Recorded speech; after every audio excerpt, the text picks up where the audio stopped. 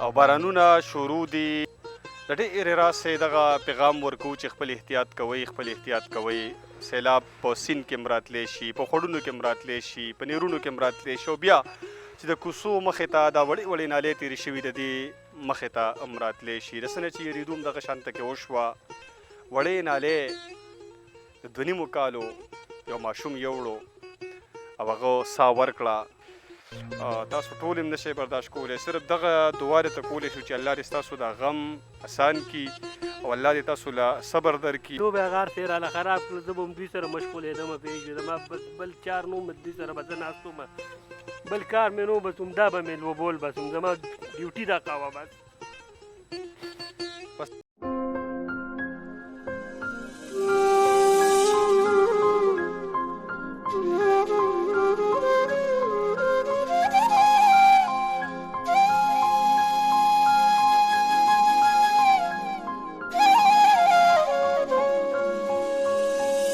دا وخت د شب قدر په مټه مغلخیلو کې ما سره مظاهر شاه ولاړ دی باقي د دغې واقعه په حوالې سره د دوی نه تفصیل اورو مظاهر شاه السلام علیکم وعلیکم السلام مظاهر شاه دا راته ووایه چې دا کوم ماشوم وفات شوی دی د نوم څه د ده نوم ازلان شو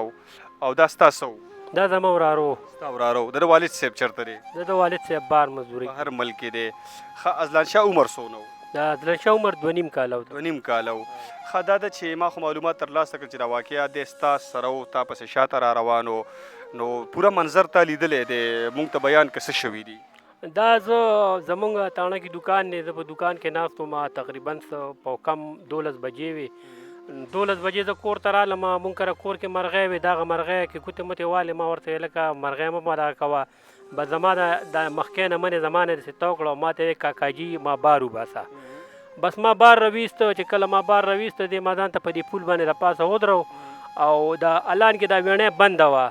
نو ما د دې ویڼۍ نه د پلاستیک ایستلې زما دته شا شوه په دې کې باراني اوبه راغلې وې ډېرې زیاتې اوبه وې دې ویڼۍ نه شوې جذب کولی ما هغه پلاستیک ایستلې چې کله ما هغه پلاستیک راویستلې او دته ما شاته وکتېدل ازلان شاه نو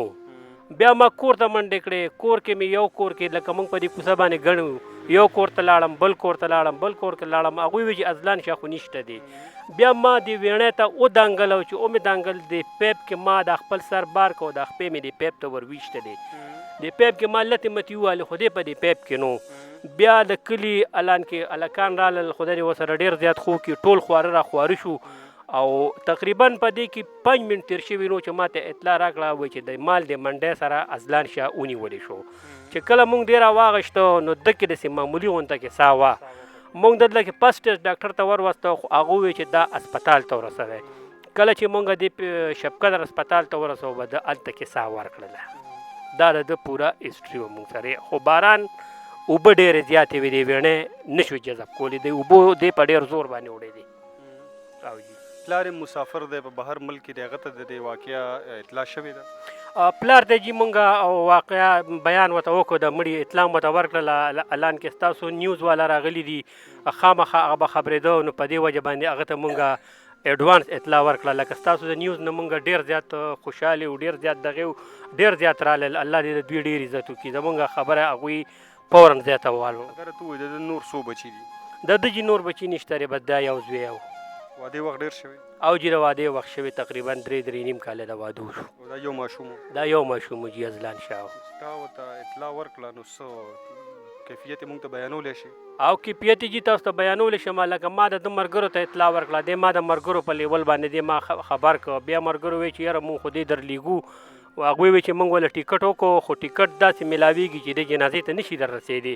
نو دې تقریبا د هغه ځای نه به 3 بجې راوچتېږي او 1:30 بجه به دې په اسلام آباد باندې کوزېږي خو لکه الان کې دې مونږ او دې به مونږ چې خښو د هغه ته مونږ نشو ایسارولی هغه څه وایي چې ایسار کوي ایسار نه کوي هغه لکه دا اختیار مونږ ته راکړو ما ورته وویل چې یاره زه مشر ورور یم او ما ورته وویل چې زه یې خښوم بس هغه ته ډېر زیات صدمه ورسېدله نو بس نور یې ورته ایزارولی نه شم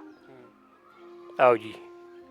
صحیح ده ماشوم دی او بیا اولنی بچی هم دی او یو بچی هم دی نو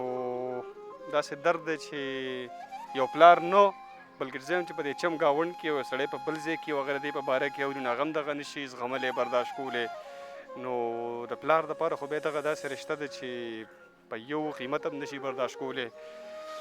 تاسو ټول هم نشئ برداشت کولی. صرف دغه دعا درته کولی شو چې الله دې ستاسو دا غم اسان کړي